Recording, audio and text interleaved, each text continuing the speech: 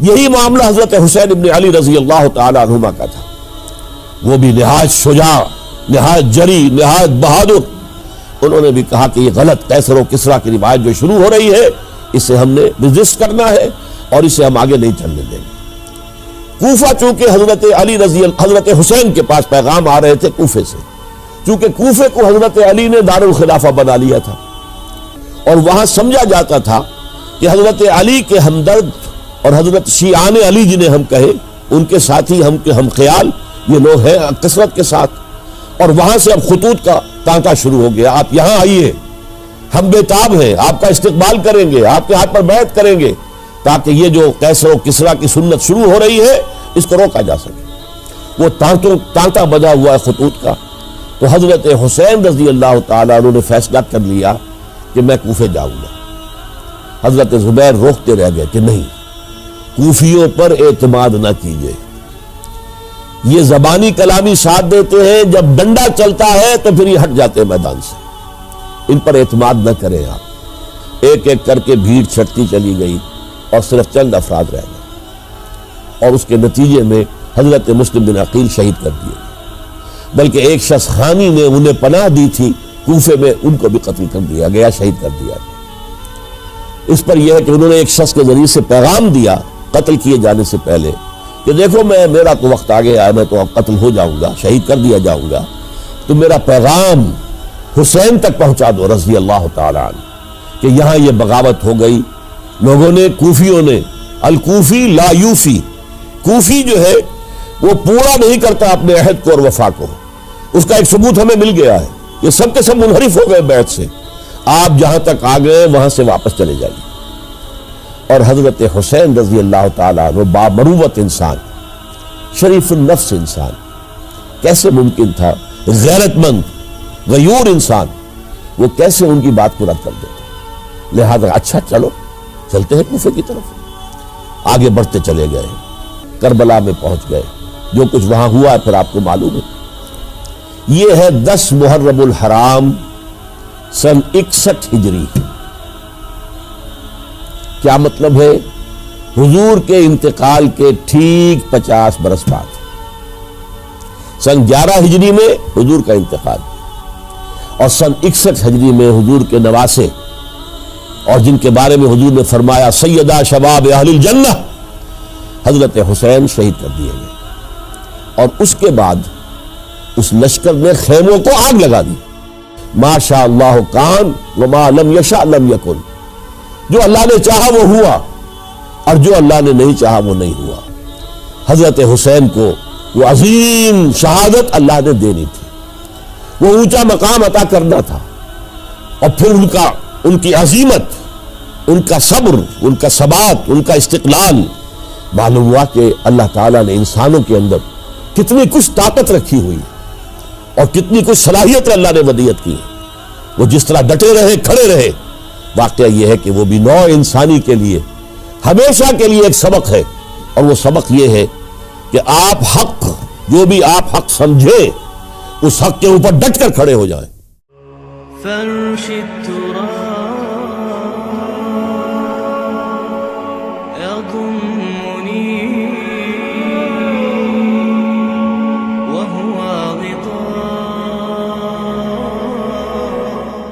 یہ نہیں ہونے دوں گا. حضرت عبداللہ ابن زبیر کی یہ رائے ہوئی we have to challenge، ہم مقابلہ کریں گے، ہم اسے پیسیولی قبول نہیں کریں گے. انہوں نے بیعت سے انکار کیا اور مدینہ چھوڑ کر مکے جا کر حرم کے اندر پناہ گزین ہو گئے. یہی معاملہ حضرت حسین ابن علی رضی اللہ تعالی عنہما کا تھا. وہ بھی نہایت شجاع، نہایت جری، نہایت بہادر.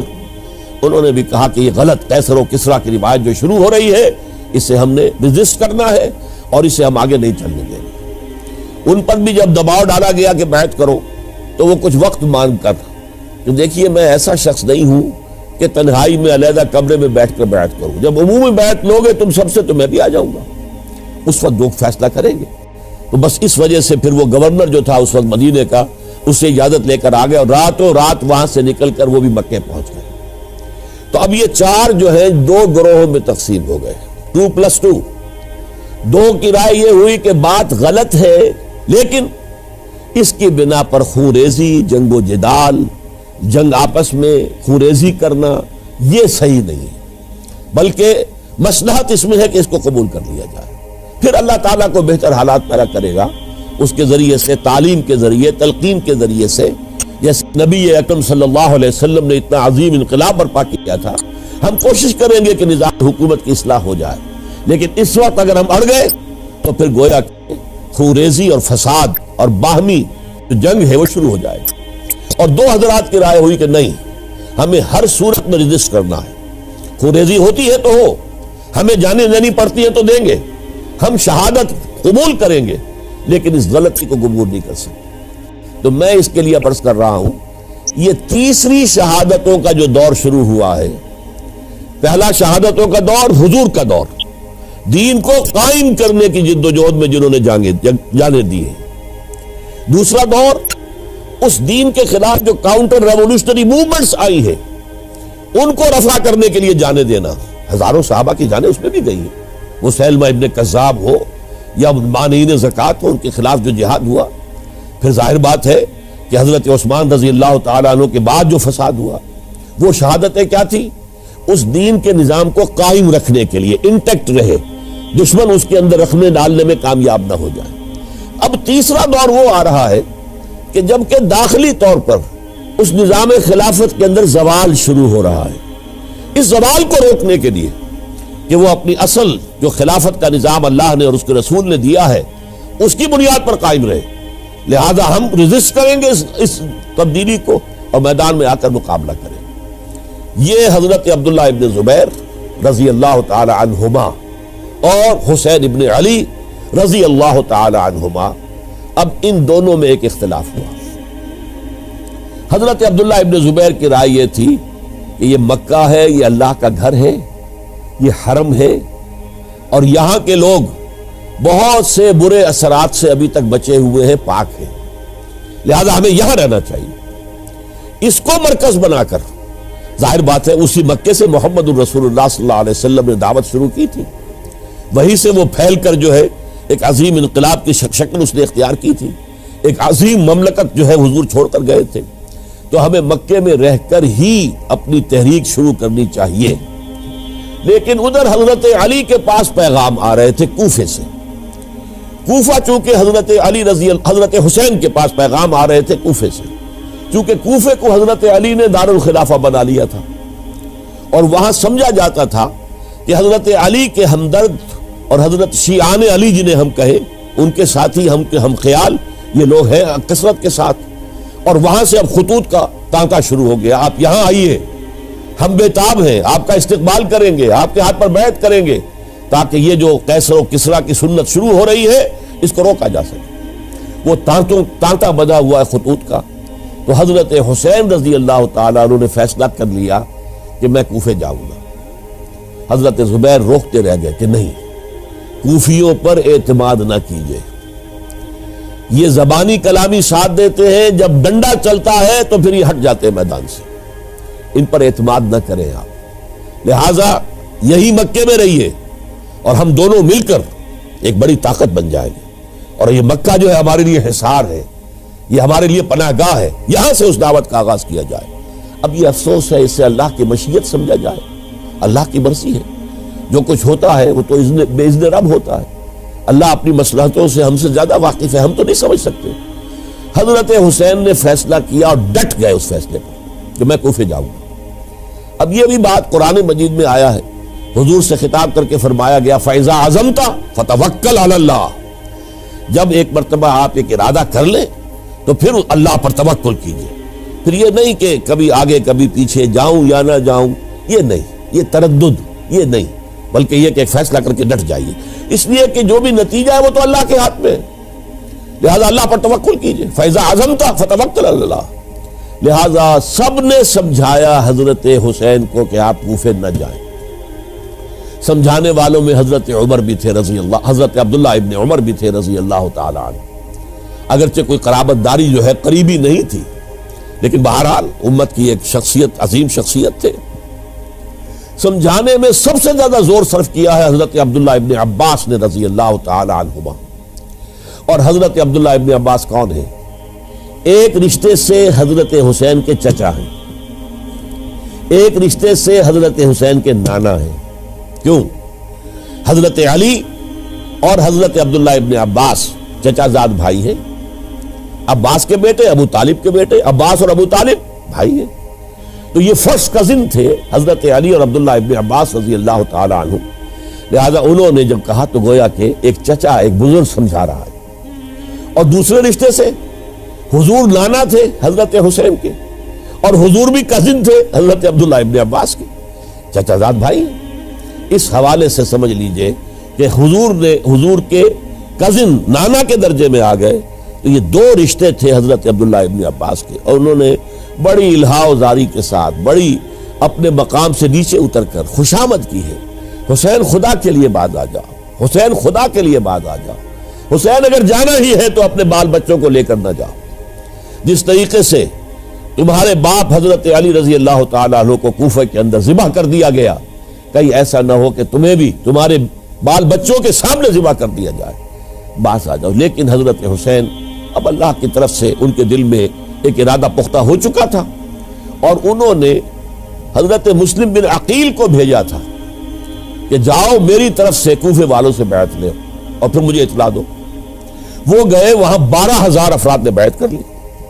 اب ان کا خط آ گیا کہ یہاں تو فضا بالکل ہموار ہے، اتنے لوگوں نے بیعت کی ہے، باقی بھی جیسے ہی آپ سامنے آ جائیں گے سب بیعت کر لیں گے، لہذا یہاں پر ریزسٹنس کے لیے گویا کہ ہمارے پاس طاقت اس کوفے کے اندر بہت مضبوط طاقت ہوگی کہ ہم یزید کی حکومت کے خلاف ریزسٹ کر سکیں۔ اس کے بعد ہوا کیا؟ یزید نے عبید اللہ ابن زیاد کو گورنر بنا کر بھیج دیا۔ یہ شخص تھا بہت ڈنڈا چلانے والا، اس نے سختیاں شروع کی تو بہت سے لوگ اس بیعت سے تائب ہو گئے، لیکن مسلم بن عقیل وہ میدان میں آئے اور ان کے ساتھ ہزاروں آدمی آ گئے جنہوں نے بیعت کی تھی، ابھی تک بیعت پر قائم تھے، اور انہوں نے گورنر کے گھر کا گھیراؤ کر لیا۔ گورنر کے ساتھ 30-40 آدمی تھے کل، وہ چھتوں پر چڑھ گئے، وہاں سے پتھراؤ کیا، اور وہاں سے جو 30-40 آدمی کوفے کے تھے ان سے کہا تم اپنے اپنے لوگوں کو کہو کہ چلے جائیں واپس یہاں سے۔ انہوں نے اوپر سے کہنا شروع کیا، ڈرایا، بہت خوفناک نتیجہ نکلے گا، اب عبید اللہ ابن زیاد تم سب کو ہلاک کر دے گا۔ ایک ایک کر کے بھیڑ چھٹتی چلی گئی اور صرف چند افراد رہ گئے، اور اس کے نتیجے میں حضرت مسلم بن عقیل شہید کر دیے، بلکہ ایک شخص حامی نے انہیں پناہ دی تھی کوفے میں، ان کو بھی قتل کر دیا گیا، شہید کر دیا۔ اس پر یہ ہے کہ انہوں نے ایک شخص کے ذریعے سے پیغام دیا قتل کیے جانے سے پہلے کہ دیکھو میرا تو وقت آ گیا ہے، میں تو اب قتل ہو جاؤں گا، شہید کر دیا جاؤں گا، تو میرا پیغام حسین تک پہنچا دو رضی اللہ تعالی عنہ کہ یہاں یہ بغاوت ہو گئی۔ لوگوں نے، کوفیوں نے، الکوفی لا یوفی، کوفی جو ہے وہ پورا نہیں کرتا اپنے عہد کو اور وفا کو، اس کا ایک ثبوت ہمیں مل گیا ہے، یہ سب کے سب منحرف ہو گئے بیعت سے، آپ جہاں تک آ گئے وہاں سے واپس چلے جائیے۔ جب حضرت حسین کے پاس یہ پیغام پہنچا اور انہوں نے ارادہ کیا کہ ٹھیک ہے یہ تو حالات بدل گئے، لہذا واپس چلنا چاہیے، شاید عبداللہ ابن زبیر کی رائے ہی صحیح ہے، ہمیں مکے ہی میں بیٹھ کر کام کرنا چاہیے، لیکن اب جو ہے عرب کا ایک خاص مزاج ہے۔ حضرت مسلم بن عقیل کے بیٹے آڑے آ گئے، اب ہم اپنے باپ کے خون کا قصاص لیے بغیر نہیں جائیں گے، اور حضرت حسین رضی اللہ تعالیٰ عنہ بامروت انسان، شریف النفس انسان، کیسے ممکن تھا غیرت مند غیور انسان وہ کیسے ان کی بات کو رد کر دیتا؟ لہذا اچھا چلو چلتے ہیں کوفے کی طرف۔ آگے بڑھتے چلے گئے، کربلا میں پہنچ گئے، جو کچھ وہاں ہوا ہے پھر آپ کو معلوم ہے۔ اس میں یہ بات ہے پہلے 1000 کا لشکر بھیجا تھا عبید اللہ ابن زیاد نے، اس پر حضرت حسین رضی اللہ تعالیٰ عنہ نے جو باتیں کہیں وہ کچھ اثر انداز ہو گئی۔ ان کا افسر جو تھا حر بن یزید تمیمی، وہ بعد میں حضرت حسین کا حامی ہو گیا اور حضرت حسین کے ساتھ ہی اس کو بھی شہادت نصیب ہوئی۔ پھر دوسرے کو بھیجا عمرو بن سعد۔ عمرو بن سعد بھی ایک بڑی عظیم شخصیت کا بیٹا تھا، حضرت سعد ابن ابی وقاص جو فاتح ایران تھے اور جن کو غزوہ احد کے موقع پر حضور نے فرمایا تھا کہ اے سعد تیر چلاؤ، میرے ماں باپ تم پر قربان ہوں، جبکہ احد میں گھیراؤ کر لیا تھا حضور کا اور کفار قتل کرنے کے لیے ہجوم کر رہے تھے، اور کچھ حضرات تیر چلا چلا کے انہیں پھینک رہے تھے، دور جو ہے ہٹا رہے تھے، ان میں سے حضرت سعد بن ابی وقاص بھی تھے۔ پھر وہ فاتح ایران تھے، اسی لیے گورنر بن گئے تھے ایران کے۔ سعد جو ہے ان کا بیٹے، یہ عمرو جو ہے، یہ اب ایک بڑے صوبے کا گورنر بھی تھا، اس وقت 4000 آدمی دے کر بھیجا، وہ بھی نرمی کرتا رہا، اس نے کوئی تشدد نہیں کیا، اس کے اندر بہرحال اپنے عظیم باپ کے خون کا کچھ اثر تھا۔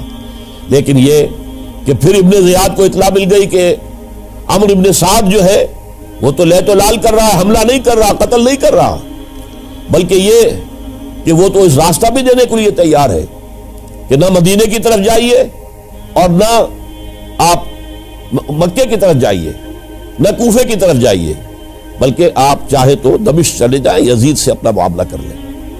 اس پر ابن زیاد نے پھر وہاں سے خط لکھا ہے، میں نے تمہیں اس کام کے لیے بھیجا تھا، میں نے تمہیں حکم دیا تھا، حسین سے میری بیعت لو، یعنی میری بیعت کے ذریعے یزید کی بیعت لو، اور اسے پکڑ کر لا کر میرے سامنے پیش کرو۔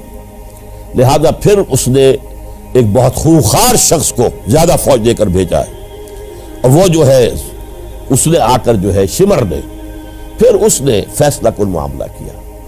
حضرت حسین رضی اللہ تعالیٰ عنہ نے ان دنوں میں جو وہاں گزرے ہیں، جتنے بھی کوفی آئے ہوئے تھے نا، اکثر و بیشتر تو کوفے کے لوگ تھے، ان سے کہا کہ میں خود نہیں آیا، تم نے مجھے بلایا تھا، اے فلاں ابن فلاں، کیا تم نے مجھے خط نہیں لکھا تھا کہ آؤ؟ اے فلاں ابن فلاں، کیا تم نے مجھے پیغام نہیں بھیجا تھا کہ یہاں تشریف لائیے؟ اور دیکھو میرے پاس تمہارے خطوط موجود ہیں۔ وہ ایک تھیلا جس میں کہ خطوط ہے وہ بھی لا کے میدان میں رکھ دیا۔ یہ حضرت حسین رضی اللہ تعالیٰ عنہ کی شرافت اور اپنی صاف دلی، کوئی اس کے اندر عیاری نہیں تھی ان کے اندر، معاذ اللہ ثم معاذ اللہ، لیکن یہ کہ اس کا نتیجہ اچھا نہیں نکلا۔ نتیجہ کیا نکلا؟ اب انہیں پتا چل گیا کوفیوں کو، اگر اب حسین زندہ دمشق پہنچ گئے یزید کے پاس تو یہ ہم سب کا بھاڑا پھوڑ دیں گے، ہماری شامت آ جائے گی، لہذا اب تو کسی صورت انہیں زندہ نہیں رہنے دینا۔ یہ ایک بڑا اہم واقعہ، نوٹ کر لیجیے اس کو، اس لیے کہ حضرت حسین نے ایک ایک کا نام لے کر، اے فلاں ابن فلاں، اے فلاں ابن فلاں، اے فلاں ابن فلاں، کیا تم نے خط نہیں لکھا تھا؟ کیا تمہارا پیغام نہیں تھا؟ اب انہوں نے دیکھا کہ یہ بھانڈا اگر یزید کے ہاں جا کر پھوڑ دیا گیا تو پھر ہماری خیر نہیں ہوگی۔ یہی وجہ ہے حضرت حسین کو شہید کرنے کے بعد، یہ نوٹ کر لیجئے، 72 آدمی تھے کل، جس کو کہہ لیں لشکر حضرت حسین کا رضی اللہ تعالیٰ، ان میں سے 20 خاندان بنی ہاشم کے چشم و چراغ تھے۔ وہ بڑی بہادری سے لڑے ہیں، بڑی بہادری سے لڑے، ایک ایک نے لڑ کر جان دی ہے، بہت سو کو مارا ہے۔ یقاتلون فی سبیل اللہ فیقتلون ویقتلون، قتل کر بھی رہے تھے، قتل ہو بھی رہے تھے، ایک ایک کر کے قتل ہو رہے تھے، شہید ہو رہے تھے۔ 20 جو ہے خاندان بنی ہاشم میں سے شہید ہوئے ہیں۔ حضرت حسین رضی اللہ تعالیٰ عنہ کا ایک بہت ہی انفنٹ چھوٹا بچہ وہ بھی شہید ہوا ہے۔ باقی سب مرد، تمام مرد، سوائے ایک حضرت حسین کے بیٹے حضرت علی بن حسین زین العابدین کہلائے بعد میں، وہ بیمار تھے، وہ جنگ میں حصہ نہیں لے سکتے تھے، وہ بچ گئے صرف۔ اچھا، حضرت حسین شہید ہو گئے، یہ ہے 10 محرم الحرام سن 61 ہجری۔ کیا مطلب ہے؟ حضور کے انتقال کے ٹھیک 50 برس بعد، سن 11 ہجری میں حضور کا انتقال، اور سن 61 ہجری میں حضور کے نواسے، اور جن کے بارے میں حضور نے فرمایا سیدہ شباب اہل الجنہ، حضرت حسین شہید کر دیے گئے۔ اور اس کے بعد اس لشکر نے خیموں کو آگ لگا دی۔ یہاں نکتہ سمجھ لیجیے، آگ کیوں لگائی؟ انہیں معلوم تھا ہمارے خلاف ڈاکومنٹری پروف موجود ہے وہاں پر، وہ ہمارے خطوط کے تھیلے وہاں موجود ہیں، اگر وہ باقی رہ گئے تو ہماری شامت آ جائے گی، ہمیں کون بچائے گا؟ ورنہ ظاہر بات ہے کہ اگر تو وہ دشمنی کے انداز میں بات ہوتی تو خواتین کی بھی بے حرمتی کی گئی ہوتی، لیکن نہیں، کسی نے، ظاہر بات ہے کہ خانوادہ نبوت کی کسی خاتون کی بے حرمتی نہیں کی، قطعاً نہیں کی، قطعاً نہیں کی، قطعاً نہیں کی، لیکن خیمے جلانا ان کی ضرورت تھی تاکہ وہ ریکارڈ جو ہے ان کا وہ تلف ہو جائے، سارے خطوط جو ہیں وہ جل جائیں تاکہ ان کے خلاف ثبوت باقی نہ رہے۔ یہ عظیم سانحہ کربلا ہے۔ اب چونکہ یہ ہماری تاریخ کے ان واقعات میں سے ہے جس پر بہت کچھ اختلافات ہیں، مختلف گروہوں کی تعبیرات بہت مختلف ہیں۔ ایک طرف اہل تشیع کا اپنا بیان ہے، دوسری طرف اہل سنت کا ایک اجماعی بیان ہے، تیسری طرف کچھ ایسے لوگ پیدا ہو گئے ہیں جو حضرت حسین رضی اللہ تعالیٰ عنہ پر الزام لگا رہے ہیں اہل سنت میں سے کہ وہ تو حکومت کے طالب تھے، اقتدار کے خواہش مند تھے، واجب القتل تھے۔ معاذ اللہ ثم معاذ اللہ ثم معاذ اللہ۔ حضرت حسین اگرچہ صغار صحابہ میں سے تھے، یعنی حضور کی حیات طیبہ میں ابھی چھوٹے بچے تھے، لیکن ان کا شمار صحابہ میں ہے۔ اور پھر یہ وہ شخص ہے جو حضور کی گود میں کھیلا ہے، یہ وہ ہے جو حضور کے شانوں کے اوپر جس نے سواری کی ہے۔ علامہ اقبال نے جیسے حضرت اسماعیل کے لیے کہا ہے کہ وہ فیضان نظر تھا یا کہ مکتب کی کرامت تھی، سکھائے کس نے اسماعیل کو آداب فرزندی۔ ظاہر بات ہے حضرت اسماعیل کسی اسکول اور مدرسے دارالعلوم میں پڑھے نہیں تھے کہ وہاں پتہ چلتا کہ والد کا حق کیا ہے۔ یہ فیضان نصر تھا، ابراہیم کی نگاہ کا یہ فیضان تھا کہ بیٹے کے اندر وہ جذبہ پیدا ہوا کہ یا ابت افعل ما تؤمر، ابا جان جو خواب آپ دیکھ رہے ہیں اور جو حکم آپ کو اس خواب کے ذریعے مل رہا آپ کر گزریے، ستجدنی انشاءاللہ من الصابرین۔ تو اسماعیل کا معاملہ اگر یہ تھا فیضان نظر سے، تو حضرت اسماعیل تو حضرت ابراہیم کے پاس زیادہ رہے بھی نہیں، وہ تو مکے میں رہے۔ حضرت عثمان جو حضرت ابراہیم تو شام میں رہتے تھے، کبھی کبھی آ جاتے تھے، بس اس سے زیادہ معاملہ نہیں تھا۔ وہ فیضان نظر حضرت اسماعیل کو تھا، تو حضور صلی اللہ علیہ وسلم کا فیضان نظر کتنا ہوگا اس کا آپ اندازہ کیجئے۔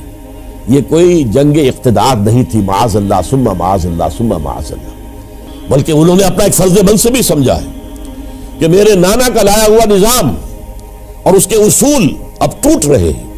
جیسے حضرت ابوبکر کا قول میں نے آج بھی آپ کو سنایا، ایبدل الدین وانا حی، کیا دین میں ترمیم اور تنسیخ کی جائے گی، دین کی باتوں کو بدل دیا جائے گا جبکہ میں ابھی زندہ ہوں۔ اسی طریقے سے گویا کہ زبان حال سے حضرت حسین اور عبداللہ ابن زبیر رضی اللہ تعالی عنہم ان دونوں نے یہ فیصلہ کیا کہ ہم روکیں گے اس کو۔ آپ اختلاف کر سکتے ہیں کہ حضرت حسین کی رائے صحیح تھی یا حضرت عبداللہ ابن عباس کی رائے صحیح تھی، یہ کہہ سکتے ہیں آپ، لیکن کسی کی نیت پر حملہ نہیں کر سکتے۔ اسی طریقے سے بعض لوگ جو ہے حضرت عبداللہ ابن عباس، عبداللہ ابن عمر، ان کی نیتوں پر حملہ کرتے، ان کو تو یزید نے دولت سے خرید لیا تھا، معاذ اللہ ثم معاذ اللہ ثم معاذ اللہ۔ یہ دونوں جلیل القدر صحابہ ہیں، یہ تو صغار صحابہ میں سے نہیں ہیں، یہ جوان تھے پورے حضور کے زمانے میں، جنگوں میں حصہ لیا ہے۔ حضرت عبداللہ ابن عمر نے، عبداللہ ابن عباس نے رضی اللہ تعالیٰ عنہما، انہیں کوئی رقم نہیں خرید سکتی تھی، کوئی دولت نہیں خرید سکتی تھی، جو رائے انہوں نے قائم کی اور دیانتاً قائم کی۔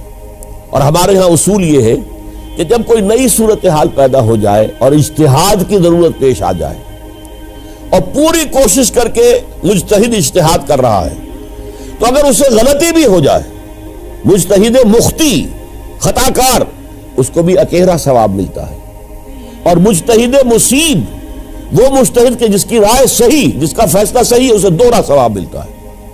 تو ان کے مابین ایک اختلاف رائے کا ہوا، اجتہاد کا ہوا۔ آیا یہ غلطی اتنی بڑی ہے کہ امت میں تفرقہ پیدا کیا جائے، امن و امان کو برباد کیا جائے، خوریزی کا بازار گرم کیا جائے، یا نہیں؟ دو کی رائے یہ ہوئی، ان کی مخلصانہ رائے تھی، ان کی دیانت دارانہ رائے تھی، ہم ان کی نیت پر حملہ نہیں کر سکتے، آپ اختلاف کرنا چاہے تو کیجیے۔ اسی طرح حضرت عبداللہ ابن زبیر اور حضرت حسین ابن علی رضی اللہ تعالی عنہ، ظاہر بات ہے کہ ان کا بھی ایک اجتہادی رائے تھی کہ نہیں، یہ دین کے نظام کے اندر بہت بڑا رکھنا پڑ رہا ہے، یہ تو اب قیصر و کسریٰ کی سنت شروع ہو رہی ہے، یہ اسلام کے دین کے اوپر طریقہ نہیں، عمل نہیں ہو رہا ہے، تو ہم اسے اپنی جانوں کا نذرانہ دے کر بھی اسے روکیں گے، روکنے کی کوشش کریں گے، رکے نہ رکے ہم اپنی جانیں دے دیں گے۔ یہ بھی دیانت دارانہ رائے تھی، مخلصانہ رائے تھی، ان کی نیت پر کوئی حملہ کم سے کم اہل سنت والجماعت میں سے کسی شخص کو حق نہیں ہے اس لیے کہ اہل سنت والجماعت کا کہنا یہ ہے الصحابۃ کلہم عدول، صحابہ جتنے بھی ہیں وہ سب کے سب عدول ہیں، ان میں بدنیتی نہیں آ سکتی، خطا ہو سکتی ہے۔ اہل سنت کے نزدیک معصومیت خاصہ نبوت ہے، نبوت ختم ہو گئی محمد الرسول اللہ صلی اللہ علیہ وسلم پر، آپ کے بعد معصوم کوئی نہیں، ابو بکر بھی معصوم نہیں، عمر بھی معصوم نہیں، عثمان بھی معصوم نہیں، علی بھی معصوم نہیں رضی اللہ تعالیٰ عنہ اجمعین۔ تو معصوم کون ہوگا؟ عبداللہ ابن عباس بھی معصوم نہیں، عبداللہ ابن زبیر بھی جو ہے معصوم نہیں، حسین ابن علی بھی معصوم نہیں، اسی طریقے سے عبداللہ ابن عمر، عبداللہ ابن زبیر، کوئی معصوم نہیں۔ انہوں نے اپنی رائے قائم کی ہے، اس پر عمل کیا ہے دیانت دارانہ سنسیریٹی کے ساتھ، اور ان کے لیے اللہ تعالیٰ کے ہاں ہر طرح کا اجر و ثواب ہے سب کے لیے۔ حضرت عبداللہ ابن زبیر کی رائے اس اعتبار سے بہتر ثابت ہوئی، انہوں نے مکے میں پھر حکومت قائم کی، 9 برس تک ان کی حکومت قائم رہی، بنو امیہ ختم نہیں کر سکے اسے۔ سن 73 میں جا کر ان کی شہادت ہوئی ہے، اور ایک مرحلہ تو وہ بھی آیا تھا کہ شام اور مصر کی دونوں صوبے جو ہیں وہ بھی ان کے تحت آ گئے تھے۔ تو واقعہ یہ ہے کہ اگرچہ حضور نے ہمیں منع کیا ہے کہ کبھی یہ نہ کہا کرو کہ ایسا ہوتا تو ایسا ہو جاتا، نہیں، جو ہوا اللہ کی مرضی سے ہوا، اللہ کے اذن سے ہوا۔ حدیث کے الفاظ ہیں ان کلمۃ اللہ تفتح عمل الشیطان، یہ جو لو کاش یہ ہو جاتا، کاش یوں ہو جاتا تو بڑے اچھے نتیجے نکلتے، یہاں سے شیطان کا عمل شروع ہو جاتا ہے۔ ورنہ واقعہ یہ ہے کہ دل سے یہ بات نکلتی ہے، اگر حضرت حسین اور عبداللہ ابن زبیر یکجا ہو جاتے اور مکے کو اپنا مرکز بنا کر جو عظیم مقصد انہوں نے اپنے سامنے رکھا تھا کہ یہ جو روایت غلط آ رہی ہے اسلام کے دینی سیاسی نظام کے اندر، اس کو ہم روکیں گے، تو اللہ تعالیٰ انہیں کامیابی عطا فرما دیتا۔ لیکن یہ پھر ہم کہیں گے ما شاء اللہ کان وما لم یشاء لم یکن، جو اللہ نے چاہا وہ ہوا، اور جو اللہ نے نہیں چاہا وہ نہیں ہوا۔ حضرت حسین کو وہ عظیم شہادت اللہ نے دینی تھی، وہ اونچا مقام عطا کرنا تھا، اور پھر ان کی عظیمت، ان کا صبر، ان کا ثبات، ان کا استقلال، معلوم ہوا کہ اللہ تعالیٰ نے انسانوں کے اندر کتنی کچھ طاقت رکھی ہوئی ہے اور کتنی کچھ صلاحیتیں اللہ نے ودیعت کی ہیں۔ وہ جس طرح ڈٹے رہے، کھڑے رہے، واقعہ یہ ہے کہ وہ بھی نوع انسانی کے لیے ہمیشہ کے لیے ایک سبق ہے، اور وہ سبق یہ ہے کہ آپ حق، جو بھی آپ حق سمجھیں اس حق کے اوپر ڈٹ کر کھڑے ہو جائیں، اور اس میں پرواہ نہ کیجئے کہ آپ کی نفری کم ہے یا آپ کے ساتھ تعداد زیادہ، کوئی خیال نہ کیجئے، اس کے فکر نہ کیجئے کہ حالات ادھر ہیں یا ادھر ہیں، حالات سازگار آپ کے دشمن کے ساتھ ہیں یا آپ کے ساتھ ہے، کوئی فکر نہ کیجئے۔ حق حق ہے، اس کا ساتھ دینا لازم ہے، اس کے لیے جان دے دینا یہ سب سے بڑی کامیابی ہے۔ وَلَا تَقُولُوا لِمَن يُقْتَلُ فِي سَبِيلِ اللَّهِ أَمْوَاتٌ، ہرگز نہ کہنا ان کو جو اللہ کی راہ میں قتل ہو جائیں کہ وہ مردہ ہیں، بل احیاء، وہ تو زندہ ہیں، وَلَٰكِن لَا تَشْعُرُونَ، یہ تمہیں شعور نہیں ہے۔ وَلَنَبْلُوَنَّكُمْ، اب یہ تمام مسلمانوں سے خطاب ہو رہا ہے، ہم تمہیں لازماً آزمائیں گے، بِشَيْءٍ مِّنَ الْخَوْفِ، خوف سے، وَالْجُوعِ، اور بھوک اور فقر و فاقے سے۔ حضرت حسین اور ان کے ساتھیوں کو پیاس کے ذریعے سے آزمایا گیا، حالانکہ دریا دور نہیں ہے لیکن پانی بند کر دیا گیا، کیسی کیسی شدت اور کیسے کیسے سخت حالات کا سامنا کیا، لیکن جھکے نہیں، گردن نہیں جھکی، ڈٹے رہے اپنے موقف کے اوپر۔ وَلَنَبْلُوَنَّكُمْ بِشَيْءٍ مِّنَ الْخَوْفِ وَالْجُوعِ وَنَقْصٍ مِّنَ الْأَمْوَالِ وَالْأَنفُسِ وَالثَّمَرَاتِ، اور ہم تمہیں جانی اور مالی نقصانات کے ذریعے سے آزمائیں گے۔ وَبَشِّرِ الصَّابِرِينَ، اور اے نبی بشارت دے دیجئے صبر کرنے والوں، الَّذِينَ إِذَا أَصَابَتْهُمْ مُصِيبَةٌ، وہ کہ جن کو اگر کوئی مصیبت آئے، ان پر نازل ہو جائے، قالوا، تو وہ کہیں گے اِنَّا لِلَّهِ وَإِنَّا إِلَيْهِ رَاجِعُونَ، ہم اللہ ہی کے ہیں، اللہ ہی کی طرف ہمیں لوٹ جانا ہے۔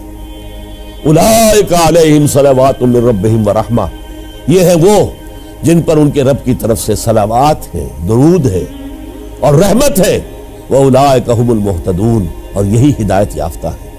اللہم ربنا اجعلنا منہم، اللہم ربنا اجعلنا منہم، میرے اور آپ کے لیے سبق یہ ہے، صرف حضرت حسین کا کوئی دن منا لینا یہ نہیں، ٹھیک ہے، یاد تازہ کیجئے، بہت اچھی بات ہے، لیکن اس کا نتیجہ یہ نکلنا چاہیے کہ اگر حضرت حسین نے اپنی ہی نہیں، اپنے خاندان کی، اپنے اعزاء و اقربا کی، اپنے ساتھیوں کی جانوں کی قربانی پیش کر دی حق کے لیے، تو ہمیں بھی فیصلہ اور سبق یہ لینا چاہیے کہ ہمیں حق کا ساتھ دینا ہے، ہر شے بعد چاہے اس کے نتائج کچھ بھی نکلے۔